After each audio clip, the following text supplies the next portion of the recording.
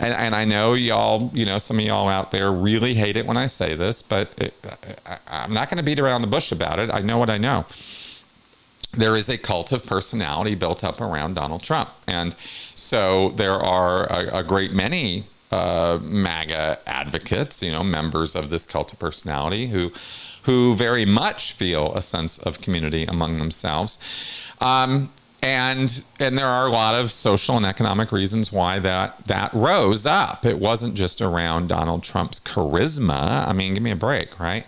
It's driven by emotional needs, as we've gone over so many times, and economic disparity, and the real linchpin that put these people together.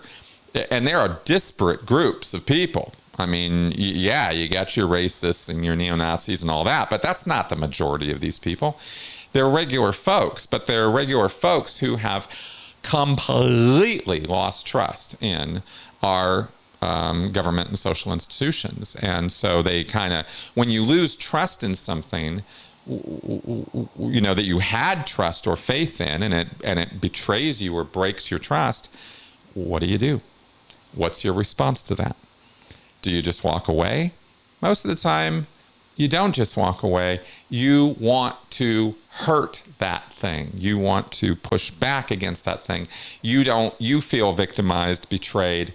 Now it's a good thing to attack that, to try to tear it down. And that's what a lot of MAGA is about. And that's why it's, this sort of populist movement. And unfortunately, it's a very post-truth movement, because in following Donald Trump, one of the things that they feel and the community and organize around is this sort of mystical feeling of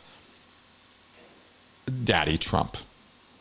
I think that expression probably gets across what I'm trying to say easiest. That if we put our faith and trust in him, everything's going to work out just fine, because we can no longer put our faith and trust in our standard institutions and our voting process and any of that, because it hasn't done anything for us all these years. And so, fuck it. We're going to do something different, right? We're going to drain that swamp. And, and then you get the thought-stopping cliches that come with every single cult are rife throughout the MAGA community, and you get all of that.